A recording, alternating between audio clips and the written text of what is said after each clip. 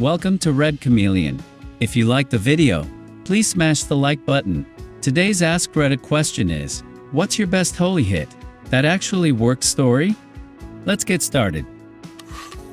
Back in college, I was walking to a lake and saw a very attractive girl kinda pouting next to her car with the hood up. I stopped to see if I could help, even though I have no knowledge of cars. I kinda faked looking around the engine and said something like probably a fuse. I opened the fuse box and just kind of fiddled with them all willy-nilly like.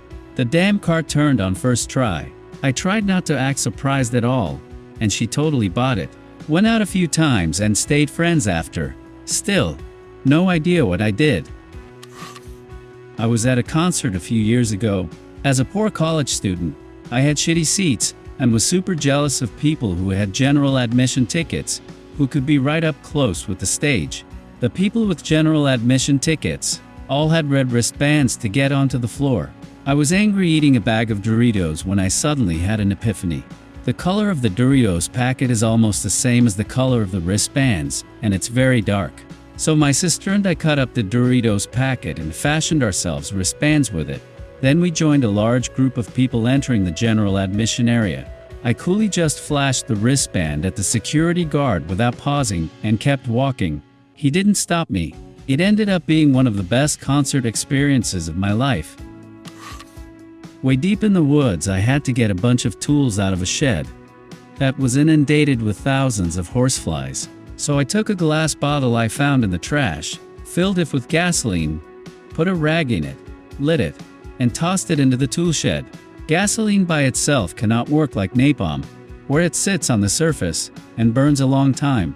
The gasoline consumed itself almost instantly, killing most of the flies in a giant fireball. The smoke chased away what was left. The tool shed and everything inside was in great shape. I was worried it would burn the whole shed down. Holy shit, that worked. The time I slapped a grenade out of the air. I'm in a firefight with approximately 6 insurgents. There's 10 of us, so I figure we've got this in the bag. I poke out of my cover and open up with some covering fire, so one of our guys can't press up onto their flank. Next thing I know, I hear a Damien, look out, and I realize I've got a grenade on a direct path to my face. So I slap that hit out of the air and into a nearby, fortunately abandoned building. I only realized later how ducking lucky I was that it had worked. This is my grandfather's story. He grew up in the Rust Belt through the Great Depression.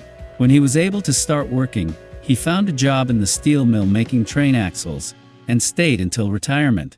He was a gangly Irish guy, fond of a good joke. On cigarette breaks, he could always be found fooling around with his coworkers. After bragging about how well he could blow smoke rings and blow spit bubbles filled with smoke, his friends called on him to demonstrate his prowess. Never one to disappoint a crowd, he obliged. He decided to begin by blowing a smoke-filled spit bubble. He gently blew it from his lips. As the spit bubble popped on the way to the floor, a tiny smoke ring emerged from its center and grew into a decent-sized ring. Everyone was shocked, but no one more than my grandfather. He had demonstrated 2 of his tricks in one shot. What luck! His coworkers begged him to show them how he'd done it, but he played coy. They never found out that it was a one-time occurrence. He quit smoking not long after. He had a feeling it wasn't good for you. Once I got a new video game and was too lazy to run and get scissors. I had short nails, so how the hell was I supposed to break open that annoying plastic wrap? I looked over to my large fat cat gently sleeping in the corner of the couch. It then dawned on me, so I reached over and grabbed my cat's paw and squeezed, unsheathing her magnificent claws that I then used as a knife to open the packaging. It's my only and best MacGyver moment. My friend and I were working on our final engineering project in college.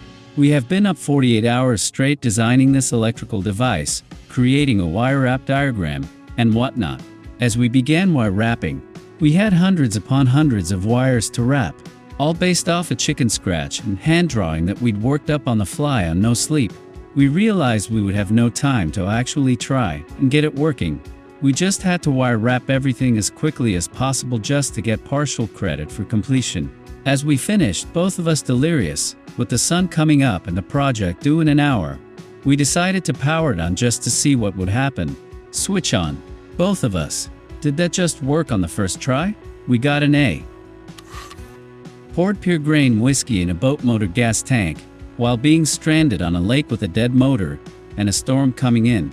It actually got us close enough to the bank for us to pull the boat on the bank, and seek shelter. I had a Ford Bronco 2 from 1989. Once the starter was failing, and a friend of mine said I should try poking it with a stick a few times. I thought to myself, this bullshit can't be true. I tried, and to my surprise my freaking car jump-started in the first try. I was mind blown. In 4th grade we had monthly book reports that I absolutely hated.